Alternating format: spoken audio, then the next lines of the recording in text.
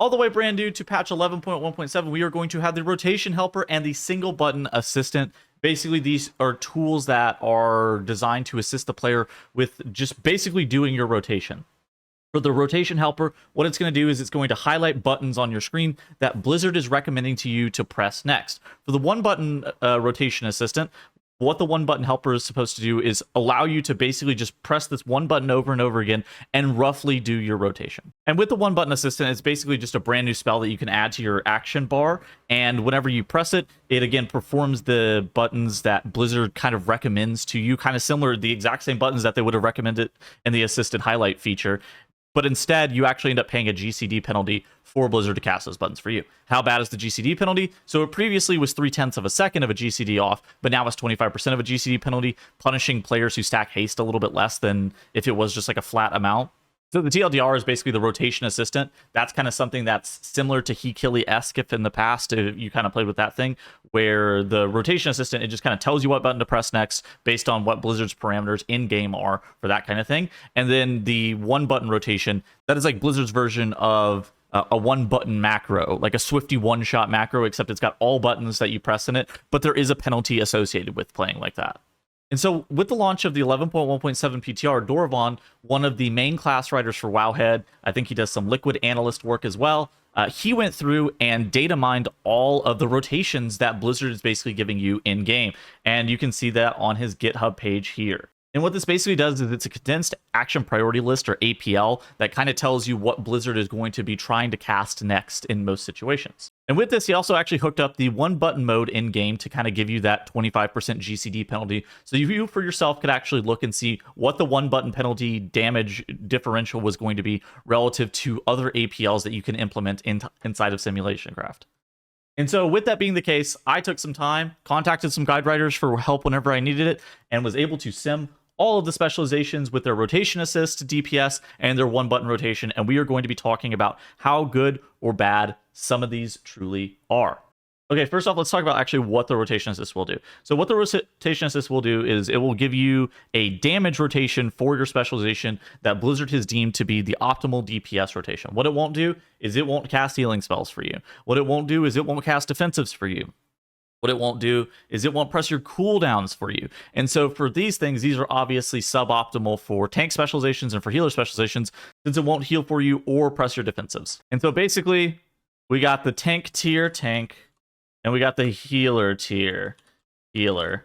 Actually, the tank tier is definitely supposed to go above the healer tier. The tank tier, at least they'll press some damaging buttons. The healer tier, it basically won't do anything that your role is required to do. In fact, it's pretty grief if you're pressing it as a healer, all things considered.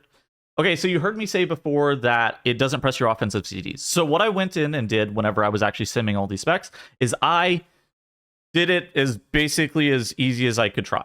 I basically allowed the APL to press the cooldowns on CD, not really thinking too much about lining it up with other cooldowns or whatnot. You were basically just going to be pressing it on CD. I felt like that was the most fair way of doing it.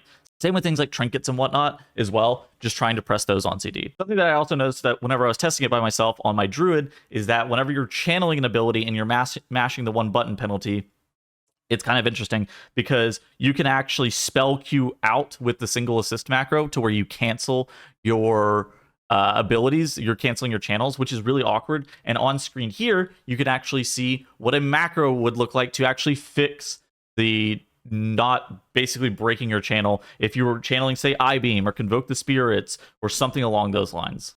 Okay, so with tanks and healers out of the way, we can actually take a look at some of the data that I ended up getting from the rotation assist, where most of the specializations were simming within like the 3 to 15% damage decrease range relative to what their current SimC APL is committed. Some specializations ended up having pretty horrifying sims, and then some were Augmentation Evoker. So we can actually go over to back to Tier Maker and kind of look at where I ended up ranking some of these specializations, where we have at the top, we have the close to perfect, where that was within 3% of the current committed SimC APL. We have pretty good, which is the 5% range on the SimC APL. We have passable. These tend to be some specializations that have a couple of little minor weaknesses where, for Demonology Warlock, it's not pressing Implosion on single target. For Arcane Mage, it doesn't have perfect touch in the Magi window, burns, those kind of things are very small differences between the pretty good and close to perfect specs and these specs and passable. And then you have some specs that are all the way down here in horrible. And these are largely the energy specializations, which is kind of funny. But these are specializations that have major weaknesses in their rotation helper, rotation assist APL, where things like Havoc Demon Hunter, it doesn't press Vengeful Retreat for initiative at all.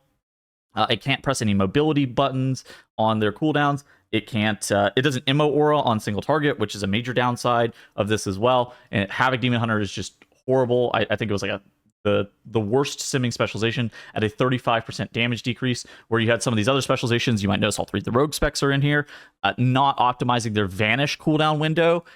As it turned out, was a pretty big deal for most of the rogue specializations. There was also some pretty messed up logic here with things like making sure that you have to maintain adrenaline rush uptime. That wasn't done for Outlaw. For Assassination, it didn't properly cycle Deathstalker's mark logic. And so the Deathstalker hero talent tree was much worse than the Fatebound talent tree, but the Fatebound talent tree was still a 20% damage decrease. I did end up simming both of them to check. And what this is kind of to say is that there's no real parity in terms of how good or bad a lot of the specs are. I didn't really sim AUG, by the way. You might notice this, I put a question mark here. Simming AUG is kind of a pain in the ass. I didn't really want to go through the process of simming AUG. I have played AUG in the past. I looked at the APL, it looked okay, but again, I didn't really sim it, so I wouldn't know what the actual damage numbers on that are, so that's why it's in the question mark tier. But here's the thing, is that most of the specializations are within the 3 to 15% range relative to how optimized the current APL is. And what I would say about the current APL for most specializations is that more often than not, it's a little bit over-optimized and kind of impractical relative to normal person performance. And so if you're a close to perfect spec or a pretty good specialization, most of the time those things are going to be okay. Now, there are some caveats, is that there are some hero talent trees or some builds that are relatively bad for the, and I talked about with Deathstalker versus Fatebound for Assassination Rogue, but they're bad for the rotation assist. Stormbringer Enhancement Shaman versus Totemic Enhancement Shaman. Totemic Enhancement Shaman is great with the rotation assist. Again, we put it in pretty good tier, but with the Stormbringer talent tree, it's less good. Kind of same with Dev Evoker. For some reason, Dev Evoker with Flame Shaper, much better than with Scale Commander. And so there could be some builds as well that I didn't necessarily take in Sim that would end up being slightly better than what I ended up having results-wise, because I'm not super familiar with every single specialization. There might be some stuff where there's like a no Master Assassin, no Vanish build for Assassination that ended up being a little bit better than I had it run at numbers wise. Those are kind of the things that you have to factor in whenever you're kind of looking at these and taking these with a grain of salt. Another thing that's actually super important as well is that these are pure single target sims. So I did go through and actually simmed some of the better performing specializations on AoE to see how they would do.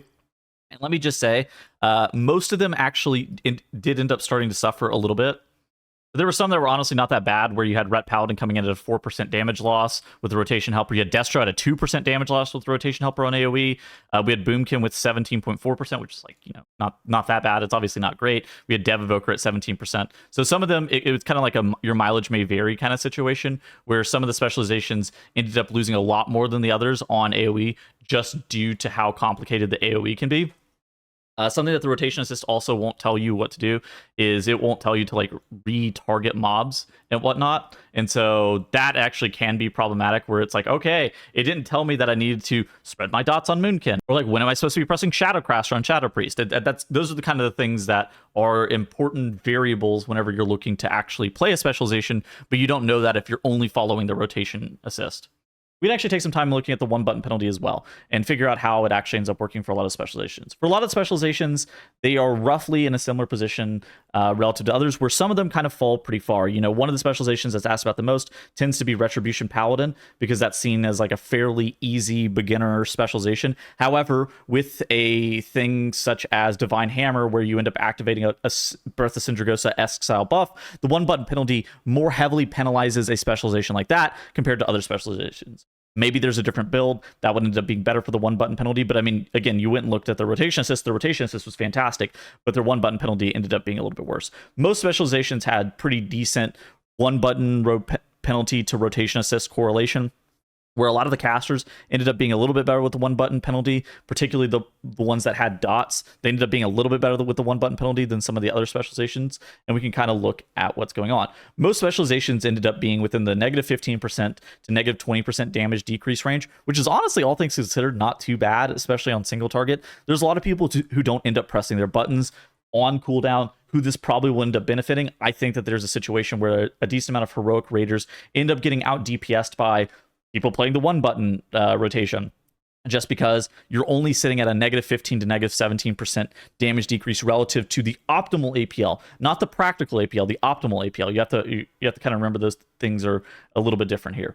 Additionally, if you're pressing your cooldowns at a more optimal time than what I implemented in Simulation Craft, where I was, again, just spinning them on CD, maybe your mileage could vary and you could get a little bit better damage out of this than the -15% damage decrease. There's some specializations that were already horrible, and they continue to be even more horrible. Things like Havoc Demon Hunter, things like Assassination Rogue, all the rogue specs. Beast Mastery Hunter fell a little bit as well due to the GCD penalty, no longer keeping up its frenzy stacks with what it was kind of asking, which is a huge deal for Beast Mastery Hunter.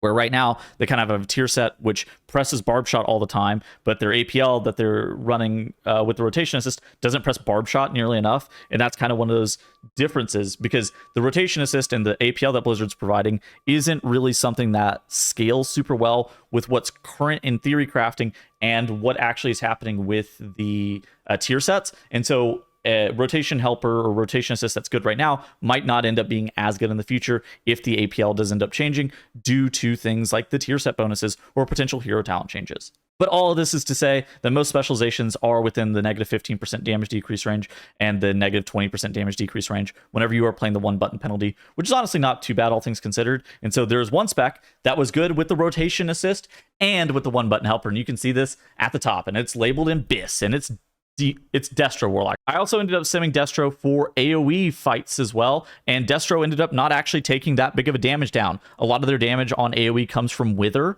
and the rotation helper and the one button helper, so the one button assist, was only a 13% damage decrease relative to what Destro's maximum performance is, and the rotation helper, which is, again, the light up buttons, that was only a 2.1% damage decrease. Okay, so I've talked a lot about raid, I've talked a lot about single target damage, but whenever you start to look at Mythic Plus and AoE, the fact of the matter is that Mythic Plus is typically just a little bit too complicated and requires a little bit more nuance in what you're doing rotationally than what something like a rotation helper or a one button macro is going to be providing. We are looking at some of the specializations, things like Destro Warlock, a lot of their damage ends up coming from Wither. They're also playing Cataclysm, so there's not really a lot to kind of factor in. But the moment that you start to look at some of these other more complicated specs, you really start to lose a lot of DPS on the AoE profiles. I simmed Dev ended up losing 17% damage on AoE and a 30% amount, just a massive amount of damage whenever you were playing the one button assist. And Moonkin was playing the one button assist as well at 26% damage decrease. The Ret Paladin was actually the exact same, so the rotation assist wasn't too bad. The one button did end up being around a -20% decrease. So your mileage may vary. It's either going to be exactly what it was, best case scenario with the one button penalty because your rotation doesn't change too much, or worst case scenario, you're going to be pressing your buttons at the wrong time. Whenever I talked about Shadow Crash earlier, if the APL just goes, yep, Shadow Crash right on pull, we're Shadow Crashing these mobs because we need to put up VTs on everything, or like Moonkin, it doesn't tell you necessarily that you need to be moonfiring all the mobs, that can potentially be problematic. And so it's just not very well designed for Mythic Plus, all things considered. And, you know, the rotation assist is maybe a little bit more fine, but the one button macro is going to be really, really bad for Mythic Plus, especially compared to what it stands for in raid or on single target profiles. And so if you're looking for a specialization that is optimal for Mythic Plus with the rotation assist, with the rotation helper, it's probably going to end up being Destro Warlock. Whenever I ended up simming most of these specializations, particularly on AoE, they ended up having like a pretty big damage decrease. And once you start factoring in the one button penalty, a lot of them ended up being around 20 some odd percent, 30 some odd percent on AoE with those decreases. But it wasn't to say that the rotation assist was to blame. It was to say the one button penalty was kind of the bigger thing that was holding them back. And so, yeah, these are basically all the specializations and how they kind of rank relative to one another with the one button assist relative to what their current APL was. Again, it's one of those things that it's much, much better on single target than it is on AoE. It doesn't utilize your cooldowns, and so you need to figure out when to be pressing your CDs. If you want good general advice, just press them on CD. We can figure out how to make them better later. The rotation helper can be good, but your mileage may vary depending on your specialization, depending on your talents, and depending how it ends up being set up. It also doesn't tell you in advance what button you should be looking to press. And so I think that something like the rotation assist is good whenever you're using it in conjunction with reading a guide and trying to understand how and when to press your buttons, and not just trying to play light up whack-a-mole. Because if you're just trying to play light up whack-a-mole, you might be in a situation where it's just better to swap to the one button rotation. Yeah, those are my results thus far with the one button assist, with the rotation helper, and those are kind of the things that you should be looking to expect in 11.1.7. I hope you guys enjoyed the video, and I will see you guys in the next one. Goodbye.